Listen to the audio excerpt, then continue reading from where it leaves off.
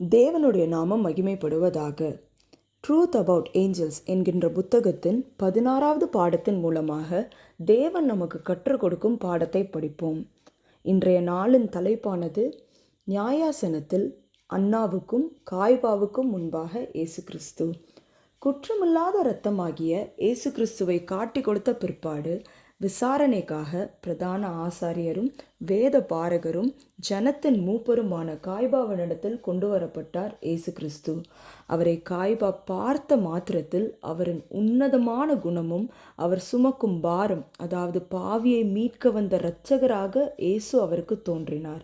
இந்த மனிதன் கடவுளுக்கு நிகரானவரோ என்று சிந்தித்த அடுத்த நொடியே அந்த எண்ணத்தை தன் மனதிலிருந்து நீக்கினார் காய்பா. விசாரணையின் முடிவில் இயேசுவானவர் மரணத்திற்கு பாத்திரன் என்று சொல்லி அவரை துன்பப்படுத்தினார்கள், அவரை குட்டினார்கள், அவர் முகத்தில் துப்பினார்கள், கன்னத்தில் அறைந்தார்கள். இப்படியாக கிறிஸ்துவுக்கு எதிராக செய்யப்பட்ட கொடூரமான செயலை பரலோகம் முழுவதும் பார்த்தது. நியாயாசனத்தில் நடந்த பயங்கரமான காட்சிகளில் தேவனின் நியாய பிரமாணத்திற்கு கீழ்ப்படியாதவர்களிடம் வெளிப்பட்ட கொடூர ஆவியை பரலோக பிரபஞ்சத்திற்கு தேவன் காட்டினார். தூதர்களால் அந்த காட்சியை பார்க்க முடியவில்லை. இயேசுவை விடுவிக்க சித்தமாயிருந்தார்கள். ஆனாலும் அவர்களுக்கு இடப்பட்ட கட்டளை அவர்களின் கையை கட்டி போட்டு வைத்திருந்தது. தன்னை இப்படியாக அவமானப்படுத்தும் காட்சியை தேவ தூதர்களும் பார்த்து கொண்டிருக்கிறார்கள் என்பதை கிறிஸ்து அறிந்திருந்தார். திரளான மக்களுக்கு முன்பாகவும் பரலோக தேவ தூதர்களுக்கு முன்பாகவும் இயேசுவானவர் மிகவும் சாந்தமாகவும் பணிவாகவும் நின்று கொண்டிருந்தார். அவர்கள் துப்பின முகமே ஒரு நாள் தேவ ராஜ்யத்தையே பிரகாசிக்கக்கூடிய முகம் என்பதை சற்றும் உணராமல் இப்படி செய்தனர். பின்பு இயேசுவானவர் பிலாத்தின் முன் ஒப்படைக்கப்பட்டார். பண்டிகை தோறும் காவல் பண்ணப்பட்டவர்களில் ஒருவனை விடுதலையாக்கும் வழக்கம் அந்நாட்களில் இருந்தது. அப்படியாக தேசாதிபதி பிலாத்து யாரை விடுதலை பண்ணலாம் என்று கேட்டபோது சாத்தானின் ஆவியை கொண்ட ஜனங்கள் இயேசுவானவருக்கு பதிலாக திருடனும் கொலைகாரனும் ஆகிய பரபாசை விடுதலை பண்ணும்படியாக ஒப்பு கொடுத்தார்கள். பிலாத்து இயேசுவை விடுதலையாக்க மனதாய் மறுபடியும் அவர்களிடத்தில் பேசினான். அவர்களோ சிலுவையில் அறையும், சிலுவையில் அறையும் என்று கூக்குரலிட்டார்கள். பாவம் செய்யும் சீரழிவை புரிந்து கொள்ள முடியாமல் பாவத்தின் பிடியில் இல்லாத உலகங்கள் வியப்புடன் அந்த காட்சியை பார்த்தன.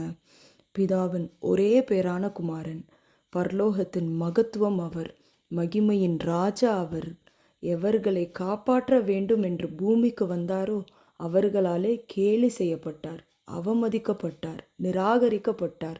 சிலுவையும் அவருக்காக காத்திருந்தது.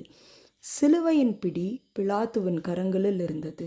நியாயாசனத்தில் பிலாத்துவின் மனைவி அவரிடம் ஆள் அனுப்பி, நீர் அந்த நீதிமானை ஒன்றும் செய்ய வேண்டாம், அவர் நிமித்தம் இன்றைக்கு சொப்பனத்தில் வெகு பாடுபட்டேன் என்று சொல்ல சொன்னாள். இயேசுவானவரின் கெத்சமனே ஜெபத்தின் பதிலாக தேவன் பிலாத்துவின் மனைவிக்கு கொடுத்த சொப்பனம் அது. அந்த சொப்பனம் என்னவென்றால், பரலோகத்தின் தூதன் அவளை சந்தித்தார். அவள் பார்த்த காட்சி இரட்சகர் குற்றவாளியைப் போல் சங்கிலியால் கட்டப்பட்டு ஏரோதும் அவன் சேவகர்களும் தீமையினால் நிறைந்து இரட்சகரை குற்றம் சாட்டினார்கள். எங்களிடம் ஒரு சட்டம் உள்ளது, சட்டத்தின்படி அவர் இறக்க வேண்டும் என்றனர். இரட்சகர் சிலுவையில் தொங்கினதையும் பூமி இருளினால் மூடியிருப்பதையும் கண்டாள்.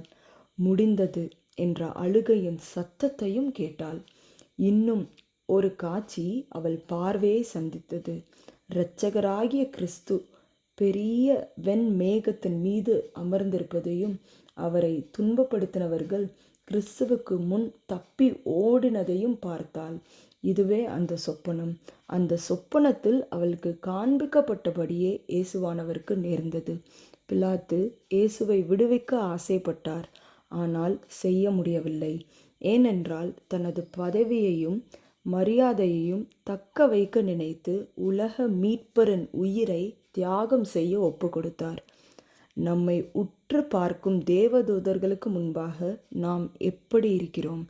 நாம் கிறிஸ்துவுக்காக நம்மை தியாகம் செய்கிறோமா? அல்லது நம் சுயத்திற்காக கிறிஸ்துவை தியாகம் செய்கிறோமா? சிந்திப்போம். ஆமென்.